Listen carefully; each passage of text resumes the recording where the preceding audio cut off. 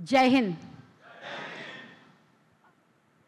यहाँ आने के पहले मैं थोड़ी सी कंफ्यूज थी कि मैं कौन सी भाषा में आपसे रूबरू हो जाऊं, इंग्लिश या मराठी। फिर मैंने सोचा थोड़ी सी मैं बीवी हूँ, थोड़ी सी मैं माँ हूँ, थोड़ी सी मैं नानी हूँ, लेकिन पहले मैं हिंदुस्तानी हूँ। तो क्यों ना मैं आपके साथ हिंदुस्तानी में गुफ्तगू करूं। भावेश जी, एक कृतज्ञता व्यक्त करती हूँ, आपने मुझे यहाँ बुलाया है। और एक कृतज्ञता ये सब जो है ना, आदित्य बिरला, कोटक, ये म्यूचुअल फंड ने मुझे लास्ट ईयर जब ज़रूरी थी पैसों की, तब इनकी इन्वेस्टमेंट ने मुझे बहुत बड़ा हाथ दिया है। So thank you mutual fund investment. शायद आपके लिए एक नारा मेरे मन में आया, खुद के साथ सबका विकास। तो आप इसको लेके आगे चलिए। और तीसरा मैं ये कहना चाहूँगी, बिफोर दैट मैं एक आपको गुजारिश करती हूँ, प्लीज़ आपके फ़ोन बिल्कुल आपके जेब में रखिएगा। क्या होता है, मैं ना कुछ स्क्रिप्ट लिख के नहीं लाती हूँ, सामने जैसे मुझे रिस्पॉन्स आता है मैं बोलती हूँ। तो मैं बेकार हूँ क्योंकि मुझे कंसंट्रेशन में बड़ी दिक्कत आती है। तो एक 45 मिनट्स मतलब 10:15 तक मैं आपके साथ जो बात करूँगी, तो प्लीज़ आपके फ़ोन अंदर रख दीजिएगा।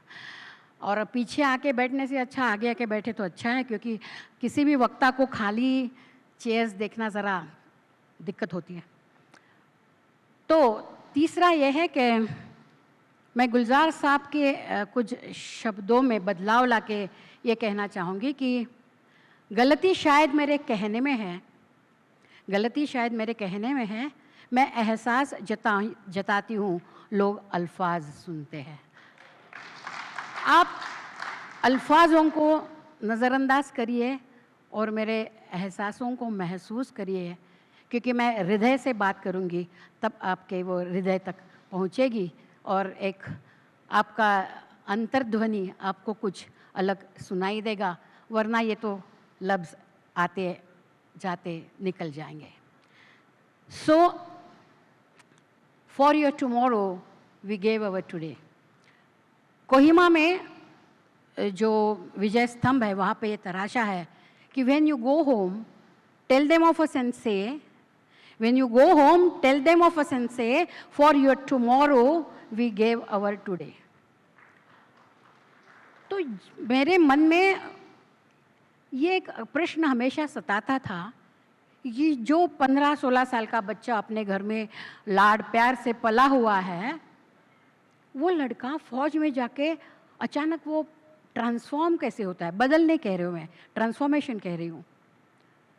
तो एक फौजी ने मुझे बताया, मासी बड़ा इजी है। मैं बोली कैसे? बोले सुनो, when his pen becomes rifle, when his shirt becomes uniform, when his shoes become boot, when his friend becomes buddy, when his teacher becomes instructor, when his playing ground becomes a parade ground, and when his mother becomes motherland, that is the day he becomes a soldier for lifelong।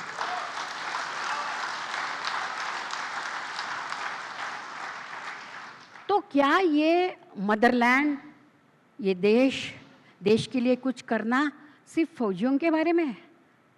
वो उन्होंने ही करना है, मुझे नहीं करना है।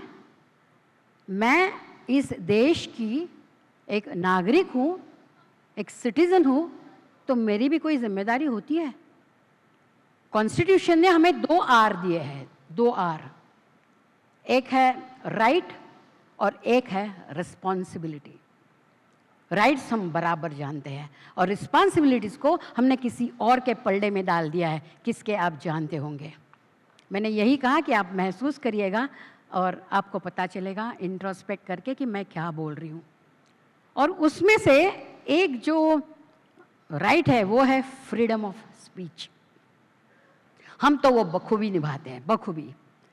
चाहे हम ऐसे कुछ हॉल में बैठ के लोगों के साथ बात कर रहे, या चाहे कोई बड़ा माहौल ग्राउंड में है उनके साथ उन लोगों को हम उनके साथ बात कर रहे हैं या संसद में बैठ के हम बात कर रहे हैं, हमें कोई नहीं रोक सकता है, क्योंकि वो हमारा राइट ऑफ स्पीच है। लेकिन वो जो फ्रीडम है ना, फ्रीडम ऑफ स्पीच, मुझे ये कहना है कि freedom is not free my dear. Every day soldier gives his life so that we can live ours. ये अगर इन विद्वत जनों को पता चलेगा तो शायद वो अपनी जुबान पर काबू ला सकेंगे। एक ही गलती हम बार बार करते रहे, धूलती चेहरे पे आईना साफ करते रहे। तो इनके लिए मेरी एक रिक्वेस्ट है कि प्लीज़ एक बार तो अपना चेहरा साफ करिए। अब एक बात है कि पास नहीं कुछ भी देने को अपना यौवन देता हूँ, ऐसा कहकर एक बंदा जब अपनी ज़िंदगी इस देश के लिए दांव पर लगाता है तो वो कफिन में तिरंगे में लिपट कर आ जाता है। इस देश के लिए मतलब हमारे लिए, देशवासियों से देश बनता है। और वो जो कफिन होता है ना, वो जो पार्थिव है, वो कफिन बहुत ज़्यादा हेवी होता है, क्योंकि उसमें एक फौजी का यौवन होता है, उसके बिखरे हुए सपने होते हैं, उसकी उम्मीदें होती है, उसकी आशाएं होती है, उसकी आकांक्षाएं होती है। क्या बीतती होगी उन पेरेंट्स पर, उन परिवार पर, कि जब कोई अपने ही सोल्जर्स के बारे में, जिनके लिए हमें गर्व होना चाहिए, उनके लिए ही कोई अनबन कुछ उड़पटांग बातें करते हैं। लेकिन ये पेरेंट्स हैं ना, वो बहुत बहुत तगड़े हैं, उनका हृदय बहुत उन्होंने पक्का बना के रखा है। वो किस तरह इनके पेरेंट्स की रिएक्शंस होती है, फिर आप उसको हमारे सिविल लाइन के साथ कंपेयर करें। कारगिल युद्ध चल रहा था, तुर्तुक में एक कैप्टन है हनीफुद्दीन, उम्र थी 23 साल। वो लड़ रहे तुर्तुक में और इतना भारी वहाँ बौछार हो रही थी गोलियों की कि अपने बंदों को बचाने के लिए कैप्टन साहब आगे गए। कैप्टन साहब ने पूरी तरह पाकिस्तानियों को जवाब दिया करारा, और एक गोली उनके सीने पर लगी और वो नीचे गिर गए। अब उनके जो बंदे थे, जो अपने अफसर को रिट्राइव करने का प्रयास कर रहे थे, पाकिस्तानी बार बार उनके ऊपर गोलियों की बौछार कर रहे हैं। तो उनकी माँ के पास जब फ़ोन गया कि हमारे हनीफुद्दीन कैप्टन, उनको बाद में वीर चक्र मिला है, वो शहीद हुए, लेकिन उनकी बॉडी हम रिट्राइव नहीं कर सकते हैं, तो उस माँ ने कहा, जिस दुख से मैं जा रही हूँ, कृपया ये दुख किसी और माँ को ना मिले। मेरे बच्चे को वहाँ सोने दो बर्फ़ में, उसे वहाँ ही रहने दो। जब पूरी शांति हो जाएगी आप उसको लेके आइएगा, तब मैं उसको रिसीव करने आऊँगी। यह है फौजी की माँ। कैप्टन अनुज नैयर, महावीर चक्र, सतीश भाई साहब के साथ, मतलब उनके फादर के साथ मेरी बहुत बातें होती थी। तो मैंने कहा था, सतीश भाई साहब मैं अनुज पर बुक लिख रही हूँ, तो मैं दिल्ली आ रही हूँ। हमने बहुत सारी बातें करी और फिर उन्होंने मुझे कहा कि अनुराधा, जब मुझे उसका फ़ोन आया, क्या था करगिल में फ़ोन तो घर में वो लोग करते ही नहीं थे, लेकिन जब एक ऐसा ऑपरेशन है कि वो टफेस्ट ऑपरेशन उनको मालूम है अभी जाना है, तो उनको सीओ साहब बोलते थे ज़रा घर में बात करो। तो अनुज ने वो आर्मी के फ़ोन से घर में फ़ोन किया, तब उसके पापा ने उसे कहा, अनुज गोली छाती पर लेना, पीठ पर नहीं। और अनुज ने कहा, आपका बेटा हूँ, आपका सम्मान ज़रूर रखूँगा। वो बोले 6 जुलाई या 7 जुलाई जब घर के फ़ोन की रिंग बजी, वो रिंग भी अलग बजी। 99 में वो जो फ़ोन आते थे ना घर के, तो मीना बहन तो अंदर निकल गए थे। एक माँ को फ़ोन की रिंग से ही पता चलता है कि मैसेज क्या आने वाला है। बंद एनवेलप को भी वो जान सकती है अंदर क्या लिखा हुआ है। तो उन्होंने फ़ोन उठाया और उनका पहला प्रश्न था कमांडिंग अफसर को कि मेरे बच्चे के सीने में कितनी गोलियां लगी। This is our family of फौजी। सोचिए, हम बात जब करते हैं, हम जब भी बात करते हैं सोल्जर की, तो हमारे दिमाग में उनके लिए कितना गर्व चाहिए। मैं शायद लेह में थी, रेजिंग डे को मैं थी एक प्रोग्राम में, या पूछ में, आई डोंट रिमेम्बर। तो एक मेजर केदार करके था, वो 8 दिन से उसका कुछ पता नहीं चल रहा था, है ना। मैं बैठी थी सामने ऐसी, और इतने में मैंने उसकी वाइफ जो 6 मंथ्स की प्रेग्नेंट थी, उसको मैंने आते हुए देखा था। मैं उसको बराबर जानती थी, हमारी बात भी हुई थी। जैसे ही वो आई, मुझ में वो धैर्य नहीं रहा कि मैं उसके साथ बात करूं, तो मैं उठकर बाजू में जा रही थी। इतने में वो आके उसने मेरा हाथ पकड़ा और कहा, मासी, केदार की मासी हो, मुझे देखकर भाग रही हो, क्या हुआ? Always remember masi, when there is no news it's a good news in army. और ये आप भी जानते हो, केदार आ जाएगा वापस, ये है वाइफ। तो इस सब सैनिक परिवार के लिए हम एक बार जोरदार तालियां दे देंगे।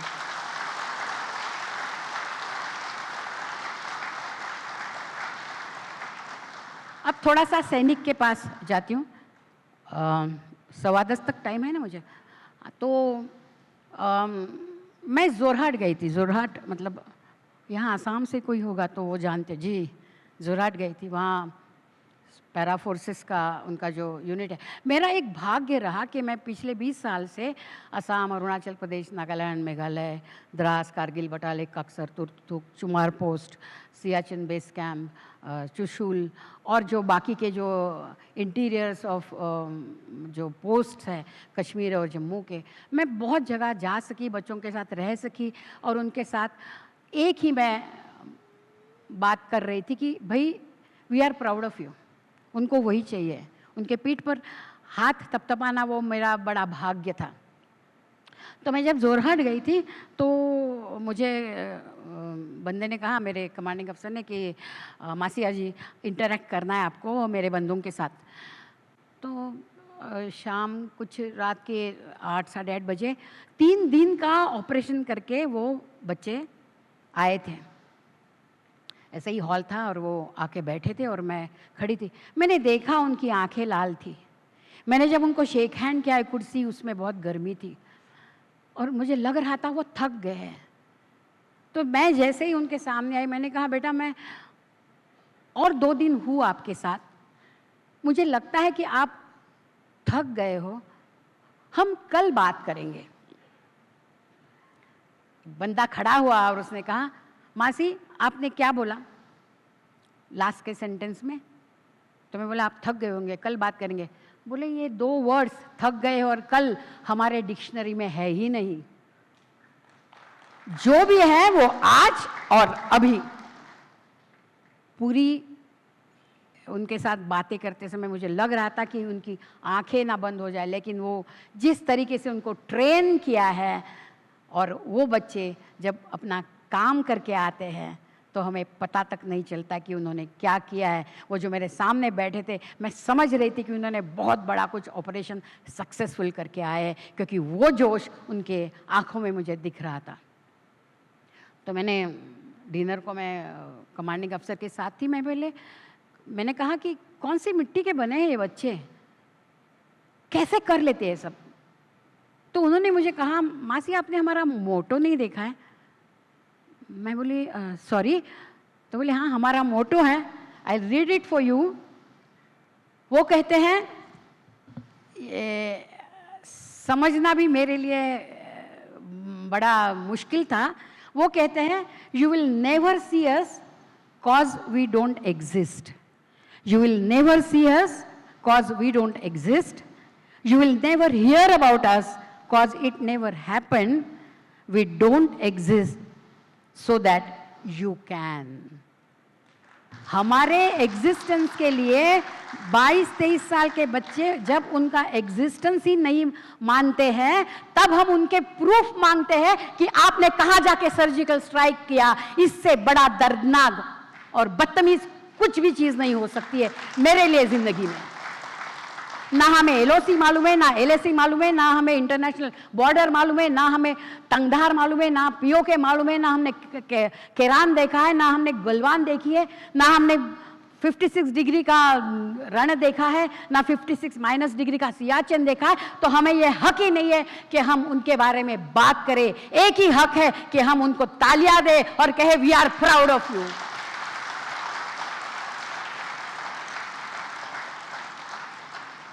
जिनको उनके बारे में मन में शक है, जो इतना बुरा बोलते हैं, तो मैंने उन तक मैं एक पहुंचाना चाहती हूँ कबीर का दोहा। बहुत बढ़िया है वो। संत कबीर कहते हैं, बुरा जो देखन में देखन चला, बुरा जो देखन में देखन चला, बुरा न मिलिया कोई, जो दिल खोजा अपना, मुझसे बुरा न कोई। थोड़ा सा अंदर देखेंगे तो उनको पता चलेगा कि बुराई कहाँ है, हमारे मन में है या और कहीं है। मैं बेलगांव में गई थी और वहाँ मुझे उनका जो ट्रेनिंग था कमांडोज का, बेलगांव से भी यहाँ कोई आए हैं जी, वहाँ मराठा लाइट इन्फेंट्री है, राइट? गए हैं आप कभी उधर? कभी जाके उनको थैंक यू बोल के आइएगा। हाँ जी। तो वहाँ मैं गई थी और कमांडो ट्रेनिंग हुआ और उनका इंटरेक्शन चल रहा था, पेप टॉक जैसे बोलते हुए कमांडेंट उनके साथ बात कर रहे थे। और तभी उन्होंने जो कहा, मेरे तो रोंगटे खड़े हुए। उन्होंने कहा बच्चों को कि ये शब्द बड़े माने रखते, इसके लिए मैंने लिख के लाया है। उन्होंने कहा था, आप मौत की आंखों में देखना सीखो, आप मौत की आंखों में देखना सीखो, क्योंकि हम तुम्हें वहां भेजने वाले हैं जहां मौत है। और जैसे ही सर ने यह कहा, सब बच्चों ने एक साथ कहा, यस सर। ये जो इनकी दृढ़ता है, ये जो उनका डेडिकेशन है, ये जो उनमें डिसिप्लिन है, मैं हमेशा कहती हूँ डिसिप्लिन, डेडिकेशन, डिवोशन, डिटर्मिनेशन और करेज, कमिटमेंट, कन्विक्शन, ये जो उनके गुण हैं, उनको हमने, वो एक पौधा है, हमने सिर्फ पानी डालना है उसमें, वो अपने आप उभर कर आएगा। हम सोल्जर्स के पीछे खड़े रहेंगे, ना उनके पीछे पड़ेंगे। ये जो फ़र्क है आप जान लीजिएगा। मैं ये नहीं कहती वो भगवान है, वो आदमी है। उन्होंने यूनिफॉर्म पहना है और वो यूनिफॉर्म की वो इज्जत रखते हैं। अब थोड़ा सा सैनिक के पास जाते हैं। मैं इनके संस्कारों की बात करना चाहूँगी आपके साथ। कैसे संस्कार है इनके। मैं नागालैंड में गई थी, तो दीमापुर है वहाँ। दीमापुर से आगे मेरी गाड़ी जा रही थी, मेरे साथ नेचुरली फौजी गाड़ी चला रहा था और मैं, हमारी बात चल रही थी। पूरे आसाम से वो मेरे साथ था।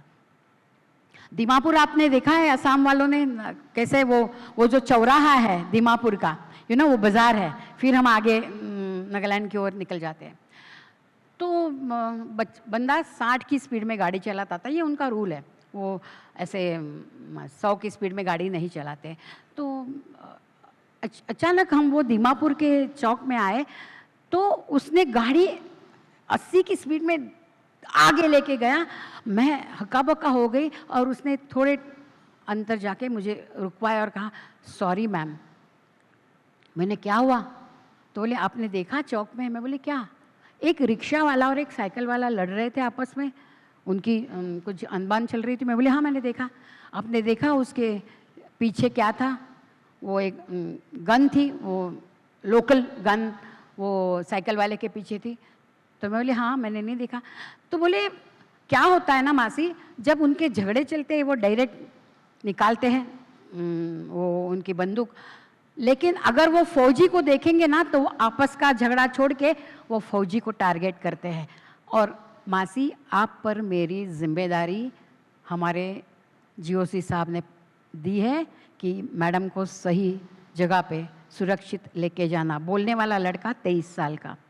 तो मैंने कहा, हाँ जी आगे सुनिए। उसने मुझे कहा, मैंने उसको कहा कि लेकिन एक बात कहो मुझे, संग्राम नाम था उसका। मैंने कहा संग्राम, अपने पैर के नीचे भी तो AK-47 और थी, और बाजू में जो हवलदार बैठा था उसके पास भी गन थी, नो डाउट वो नीचे थी, हाथ में नहीं ली थी। तो मैंने कहा अपने पास भी तो गन है। तब उसने जो कहा वो सबके सुनने जैसा है कि उसने कहा, क्या होता है ना मासी, उनको बंदूक चलाने का ट्रेनिंग मिला है और हमें बंदूक कभी नहीं चलाना, इसका संस्कार। और ये कहने वाला लड़का 22-23 साल का है। जब ये 370 कलम हुआ, हम कुपवारा में और पुलवामा में कुछ प्रोग्राम के लिए गए थे, उसके बाद तो एक लड़का आया और उसने मुझे कहा कि मैं अंदर आऊँ। मैं बोली हाँ बोलो। मैं कुछ काम करने के बाद गेस्ट हाउस में थी, तो उसने कहा बहुत अच्छा लगता है मासी जब आप हमारे बारे में बात करते हैं, जब हमारे बारे में सोचते हैं। किसी को पता नहीं है, हमारे घर वालों को भी पता नहीं चलता है हम क्या करते हैं, क्योंकि हमें बोलने की परमिशन नहीं है, बताने की परमिशन नहीं है। लेकिन हम यहाँ जब खड़े रहते थे तो अपने ही भाई बहन हम पर थूकते थे, हमें गाली देते थे और हमारे हाथ धर्रे रहे थे, क्योंकि सीओ साहब ने बोला था कि ये भटके हुए लोग हैं लेकिन वो अपने हैं, बंदूक उनके लिए हम नहीं चलाएंगे। तो बोले आप जब बोलते हो ना तो हमें बड़ा सुकून मिलता है, कोई तो जानता है कि हम क्या कर रहे हैं। घर वालों को जब पता नहीं तो हम और आप तो बहुत दूर रहे, लेकिन मन में हम ये सोच जान लेंगे कि वो जो करते हैं वो बोलते ही नहीं। तो वो उसका एक अच्छा शेर है कि परिंदों को मिलेगी मंजिल, ये फैले हुए उनको पर बताते हैं। परिंदों को मिलेगी मंजिल, ये एक दिन फैले हुए उनके पर बताते हैं। वही खामोश रहते हैं ज़माने में जिनके हुन्नर बोलते हैं। तो ये खामोश बच्चों के हुन्नर आप तक पहुंचाने के लिए मैं उनकी भाट बनकर आपके सामने हूँ। शिवाजी महाराज आज तक अगर जिंदा है तो उनके कवन गाने वाले, उनके ऊपर स्टोरीज लिखने वाले, उनके ऊपर सिनेमा बनाने वाले सब उनको आज तक यहाँ जिंदा रखे हुए हैं। तो मैंने कारगिल में जब मैं पहली बार गई थी 2004 साल को, तो मैंने वहाँ एक वचन दिया था कि मैं तुम बच्चों को मरने नहीं दूंगी, मैं तुमको जिंदा रखूंगी और जितना हो सके मैं आपके दृढ़ता का और आपके डेडिकेशन का बच्चों तक उनके तक फैलाऊंगी कि आपने किस हद तक इस देश के लिए और कैसे अपनी जान कुर्बान करी है। एक आगे चलते थोड़ा सा, तो पूंछ सेक्टर में मैं थी और पूंछ सेक्टर में मैं वहाँ की एक पोस्ट पर, इंटीरियर पोस्ट में जा रही थी बच्चों को मिलने के लिए। बच्चे मतलब मेरे फौजी। तो रास्ता बिल्कुल ऐसा है पूंछ सेक्टर का और बिल्कुल LOC के नज़दीक वो पोस्ट थी। तो जाते समय हम जिस रास्ते से गए, मैं पोस्ट पे गई, बंदों को मिले, हमारा बहुत अच्छी तरह से उनके साथ मेरी बात हुई। और जब मैं वापस आ रही थी तो वही रोड में आगे जो रास्ता था थोड़ा सा टेढ़ा था और इतने में जो बहादुर बैठा था उसने ड्राइवर को बोला कि पीछे ले लो गाड़ी, पीछे ले लो। और वो gym gym gym gym gym करके उसने वो गाड़ी को पीछे ले लिया और मैं देखते रह गई। जैसे ही गाड़ी पीछे आ रही थी वो जंप मार के उतर गया बहादुर और वो आगे चल के गया जहाँ ज़मीन पर एक मिट्टी का ऐसा लाइक स्पीड ब्रेकर कुछ था जो पहले नहीं था, हम आए उसने बराबर देखा हुआ था। तो वो स्पीड ब्रेकर जैसा था, उसने जाके पैर से उसको धीरे धीरे धीरे वो मिट्टी को दूर किया और फिर पूरी मिट्टी निकालकर उसने हमें हाथ किया। मैंने बहादुर को पूछा, बहादुर क्या हुआ था? वो बोला कुछ नहीं मैम, मुझे मालूम था क्या था। मैंने बोला मुझे सुनना है क्या था?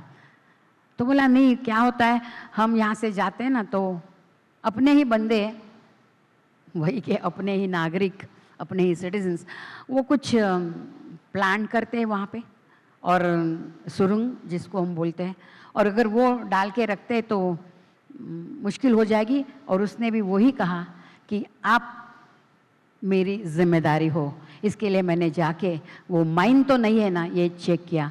मैंने कहा एंटी माइन वेपन तो नहीं था, अगर वहाँ रियली माइन होता था तो क्या होता था? तो बोला कुछ नहीं, मेरा पैर जाता था या कदाच मैं भी जाता था, लेकिन ये तो मैं कह सकता था मेरे सीओ को कि जी मैंने इनकी जान की जिम्मेदारी इस उम्र में हमने उठाई है।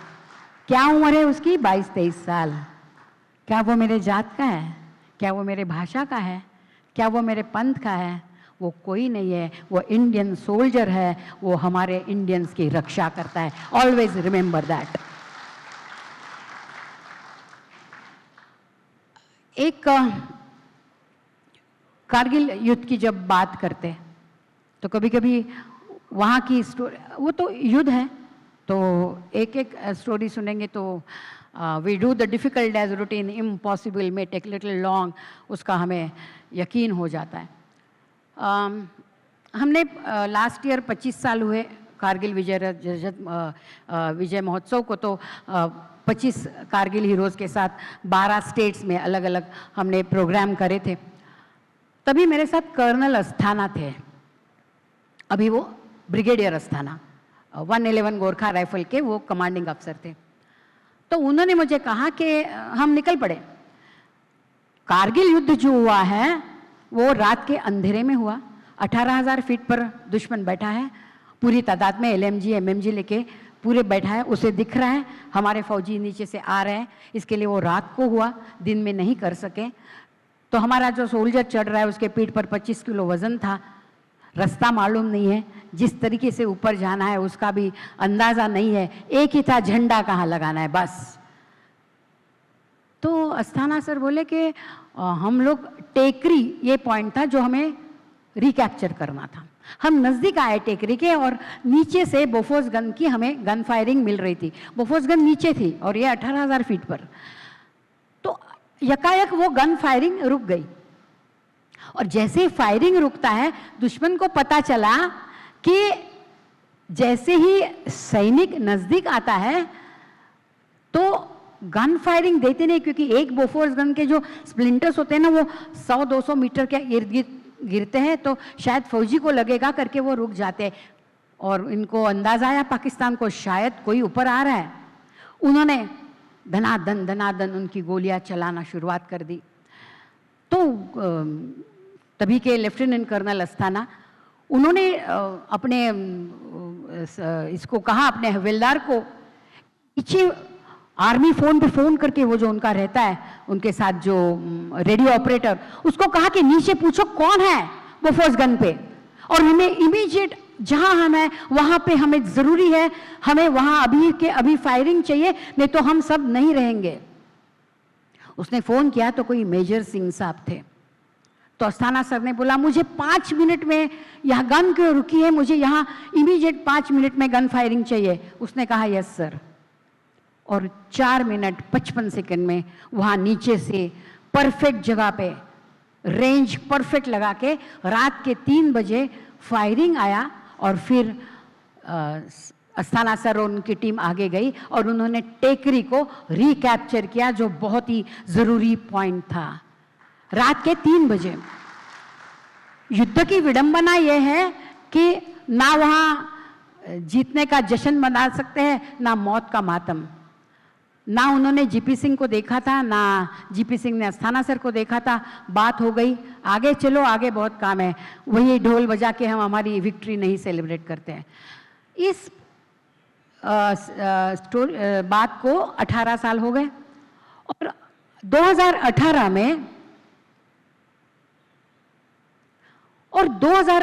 में देन जो लेफ्टिनेंट कर्नल थे अस्थाना, अभी के ब्रिगेडियर, और देन जो मेजर थे उस वक्त के मेजर जनरल जीपी सिंह आमने सामने आए।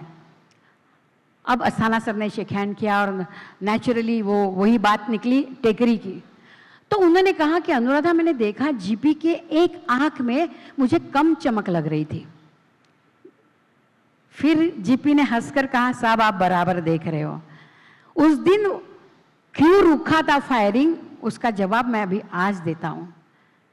कि हम जैसे ही फायरिंग दे रहे थे, पाकिस्तानियों ने, उनको पता चला मैं गन पे हूँ नीचे बोफोर्स पे, और उनकी जो बौछार आ गई, गोलियों की बौछार आ गई, उससे जो स्प्लिंटर्स आए वो मेरे बाएं आंख में गए, और मैं तो गन पे था और वो बायां आंख मेरे हाथ में आ गया। तो it was absolutely medical emergency, और मैं तब 1 मिनट कुछ समझ नहीं पा रहा था, इसके लिए मेरी गन ठंड पड़ी थी। पूरे उजाले में दोनों आंखों से और दोनों हाथ से वो टारगेट अचीव करना, जहां 18,000 फीट पर डिफिकल्ट था, मैं बात कर रही हूँ रात के 3 बजे की। तो बोले जैसे ही मुझे रेडियो ऑपरेटर ने कहा कि ऊपर से मांग आई है फॉर SOS फायर, तो मैंने वो जो अब मेरा आंख था वो ऐसे दबाकर मेरे यहाँ पे रख दिया, और एक हाथ और एक आंख से मैंने आपको वहाँ फायरिंग दिया, और वो भी बिल्कुल सही। ये है हमारे गनर्स, इनके लिए जोरदार तालियां की जरूरी है।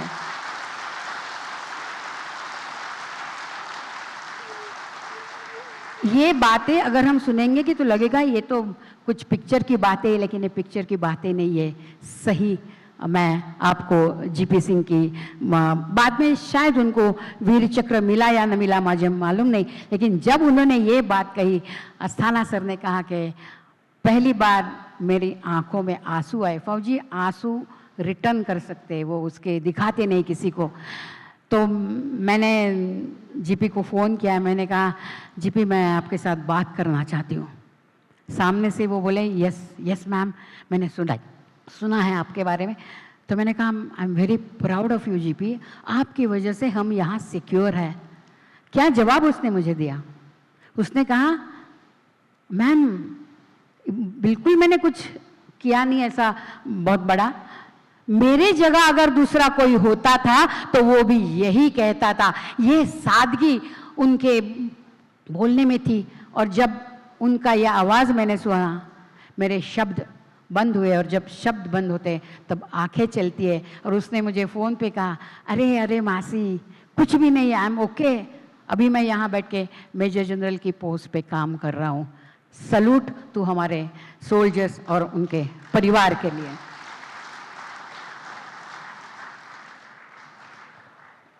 शायद मैं और एक बात मैंने बिल्कुल सही वक्त पे रुकना था, इसके लिए थोड़ा सा मुझे लगता है 8 मिनट दिख रहे मेरे, तो और एक बताना चाहूँगी। एक बहुत ही बड़ा हादसा हुआ था कि बटालिक सेक्टर में हमारी Batalik sector is the toughest sector. वो जो द्रास, कारगिल, बटालिक, अक्सर, तुर्तुक, हम सब जगह जाके आए। बिल्कुल ऐसे ऐसे 80 डिग्रीज के वहाँ पर्वत है, और ऊंचे ऊपर फौजी पाकिस्तानी बैठे हुए थे। तो जैसे हमने उनका जब कारगिल युद्ध को 20 साल हुए, हमने जहाँ जहाँ वो लड़े, द्रास, कारगिल, बटालिक, अक्सर, वहाँ 70 फौजी हमने बुलाए थे, और जहाँ जहाँ वो लड़े उनका सत्कार किया था। तो हमारी बात रात को, वैसे हम डिनर के लिए बैठे थे, तो अचानक कमल भान उठा और कमल भान रोने लगा। मैं बोली कमल भान क्या हुआ? बोले मासी मुझे एक बताना है। जब आप नैतिकता की बातें करते हो ना, हमें समाज में तो वो एथिकल चीज़ दिखती नहीं है, लोग सब लीगली करेक्ट होते हैं, एथिकली कोई होता है कि नहीं हमें मालूम नहीं है। मैं बोली क्या हुआ बेटा बोल। तो बोले मेरे साथ मेरे हवालदार थे कृपाल सिंह, और मैं तभी 18 साल 19 साल का जस्ट ज्वाइन बच्चा था, और हम बटालिक सेक्टर में निकल रहे थे। तो मुझे कवरिंग फायर कृपाल सिंह दे रहे थे, और मैं आगे जा रहा था। तो जैसे मैं आगे निकल रहा था, मैंने देखा कि नीचे कृपाल सिंह ऐसे एक पत्थर को लुढ़क कर पीठ पर वो बिल्कुल दबाकर पीठ बैठे हैं। तो मैंने देखा क्या हुआ, तो उनको एक पाकिस्तानी ने, बराबर पाकिस्तानी सोल्जर ने बिल्कुल यहाँ पे गोली मारी थी, कि जिससे उनका एक हाथ और यहाँ से गोली निकलकर यहाँ से बाहर आई थी।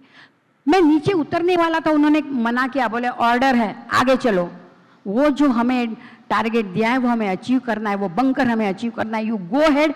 मैं दूसरे हाथ से कवर फायरिंग दे रहा हूँ। बोले मैं जितना स्पीड था उससे डबल स्पीड में गया, क्योंकि मुझे हवलदार साहब को उठाना था। तो मैं ऊपर गया, 2 पाकिस्तानियों को पीछे से जाके, जहाँ वो सोच भी नहीं सकते थे उस रास्ते से मैं ऊपर गया, उनको मैंने वही के वही मैंने उनका खात्मा किया, उनको मौत के घाट उतार कर मैं नीचे उतरा और मैं हवलदार साहब के पास गया। साहब का बदन पूरा खून से लहूलुहान था। मैंने उनको मेरे पेट पे लिया और मैंने कहा, मैं नीचे सी अंदाज करिए 16-17 हज़ार फीट पर जहाँ चलने की मुश्किल थी, वहाँ वो बंदा उनको लेके नीचे उतर रहा है। ये बड़ी स्पिरिट है उनका। और उनको कह रहा है कि आप बिल्कुल घबराना नहीं, मैं हूँ, मैं आपको लेके जाऊँगा, मैं आपको अस्पताल तक किसी भी हालत में पहुँचाऊँगा। जैसे ही वो थोड़ा सा नीचे आए, उन्होंने कहा, ज़रा रुको कमल भान, मुझे थोड़ा उतारो। और उन्होंने कहा, मेरे पैंट में पीछे ज़रा हाथ डालना, वहाँ एक डायरी है, उस डायरी का आखिरी पन्ना खोलना।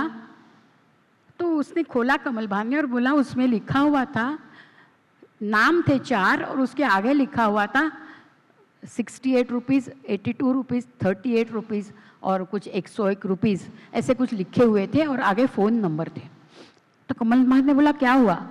बोले, इस महीने में तो मैं लड़ा हूँ, मेरी सैलरी मुझे मिल जाएगी, जब मेरी सैलरी आएगी तो इन लोगों के पैसे मैंने लिए हैं वो लौटा देना, क्योंकि मैं नहीं रहूँगा। मुझे लगता है एथिकल और नैतिक, इससे ज़्यादा हम और कुछ सोच ही नहीं सकते हैं। सैनिक कहता है कि इस देश से बढ़कर कुछ नहीं, ये देश है सब कुछ मेरा, सांसें धड़कन उन्मुक्त जवानी, सब कुछ हिंद है तेरा। तो अगर वो हिंद उनका है तो वो हिंद मेरा भी है, वो आपका भी है, वो हम सबका है। सैनिक अभी कहते हैं कि मासी, हमारे बारे में बोलना अब आप छोड़ दो। मैं 2017 साल को पेंगोंग लेक के यहाँ जा रही थी, तभी मैं एक जगह स्लाइड की वजह से रुक गई एंड 2 गार्ड के कर्नल साहब थे, उन्होंने हमको अंदर बुलाया, बोले आप बैठ जाओ, थोड़ा टाइम लगेगा। उन्होंने चाय वगैरह पिलाई और बोला कि आप अनुराधा प्रभुदेसाई? मैं बोली हाँ। मासी, आपकी कविता हमें बहुत पसंद आती है। तो मैंने अच्छा, बोले आओ आप। और वो बाहर मुझे लेके गए, बाकी के सब बंदे बाद मेरे साथ जो आए थे वो बात कर रहे थे फौजियों के साथ। वो मुझे लेके गया, एक 6 फीट हाइट उसकी, उसने मुझे ऐसे पकड़ा था, आहा, मेरी तो ज़िंदगी बन गई। वो बोला, ये बंकर में मैं रहता हूँ। He was a lieutenant colonel. उसके बंकर के बाहर एक कुछ लाइनें लिखी हुई थी। बोले, हमारे समाज में मासी अभी इतना कुछ चल रहा है कि हमें कोई स्फुरण, हमें कुछ प्रेरणा ही नहीं मिलती लड़ने के लिए, तो मैं खुद कविता लिखता हूँ और मैं वो लिख के यहाँ मेरे बंदों को दिखाता हूँ, रोज़ ये पढ़ना है और हमें आगे जाना है। लेकिन आज मासी, आज आपके रूप में मुझे एक मासी मिली है, एक इल्तजा है आपसे। इस समाज का ताना बाना खराब हुआ है, उसका टेक्सचर खराब हुआ है। अब हमारे लिए कुछ मत करना, please try to do that, कि change the texture of the society. हम तो हमारे यहाँ हैं, लेकिन हमारे पास जो बंदे आते हैं, यहाँ जैसे भारत के बहुत सारे स्टेट से लोग आए, वैसे ही एक कंपनी में अलग अलग स्टेट के बच्चे रहते हैं। और जब कुछ गलत बातें होती है तो अभी तो बोले व्हाट्सएप है, पता चलता है उनको क्या चल रहा है। ये ना होए कि मुझे वो पूछे व्हाई वी, और हमारे लिए बड़ा डिफ़िकल्ट हो जाता है। अगर आप कुछ नहीं कर सकते तो समाज को इतना ही कहो, आप चुप बैठने की मेहरबानी करेंगे, वो भी हमारे लिए काफ़ी है। हमारे लिए कोई तालियां बजाना या हमारे लिए कोई ढोल बजाने की कोई ज़रूरत नहीं है, आप चुप रहे, वो भी एक बड़ा काम है। मैं पिछले 17 साल से 2017 से यही कर रही हूँ कि, लेकिन मैं बोलती हूँ अपनी गली साफ़ करना बड़ा डिफ़िकल्ट है, क्योंकि वहाँ आज ही मैंने बात करी भावेश के साथ की, रात को 2 बजे मैं सो नहीं सकी, क्योंकि बाइकर कुछ आवाज़ करके रात को घूम रहे थे और ज़ोर ज़ोर से आवाज़ से उनके साइलेंसर भी निकाल के वो चल रहे थे। ये कैसा समाज हुआ है? ये क्यों हुआ है? क्यों हम उन तक अच्छी बातें नहीं पहुंचा सकते हैं? There should be some role model, और हमारे फौजी जैसा रोल मॉडल और कोई भी नहीं हो सकता है। आप अगर आज यहाँ से कुछ थोड़ा सा भी इंट्रोस्पेक्ट करेंगे और सोचेंगे तो आपकी जितनी ताकत है आप वो इस समाज तक पहुंचा देना कि भाई सैनिक के लिए कुछ भी मत करो, चुप रहो और उनके लिए प्रे करो। एक साथ अगर कोई प्रे करता है तो उसके माने बहुत होते हैं। तो इतना भी मैसेज अगर जाता है सबके लिए तो वो फौज के लिए और उनके परिवार के लिए, वो सबके लिए वो बहुत अच्छा होगा। तो मैं एंड में यही कहना चाहूँगी कि अचानक एक दिन कलह हुआ पंचमहाभूतों का, श्रेष्ठत्व की विवाद पर साथ छोड़ा एक दूसरों का। इन पांचों से भी शक्तिशाली है कोई इस दुनिया में? ब्रह्मदेव ने चिंतित होकर पूछा हमें। हमने कहा है भगवान, इन पांचों के सामने मेरा एकमात्र ही काफी है। वो आग से प्रखर है, तूफानों से तेज है, पानी से गतिमान, धरती से सहिष्णु और व्योम से भी ऊंचा है। वो हमारी आन है, हमारी शान है, सरहद पर खड़ा भारत मां का जवान है।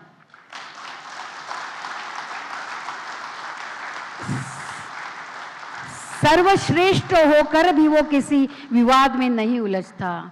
सर्वश्रेष्ठ होकर भी वो किसी विवाद में नहीं उलझता। हमारे सुनहरे कल के लिए वो अपना आज है गवाता। गर्व है तुम पर, नाज है तुम पर है अभिमान।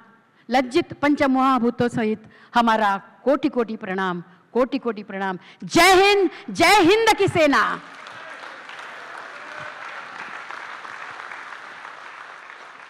Thank you.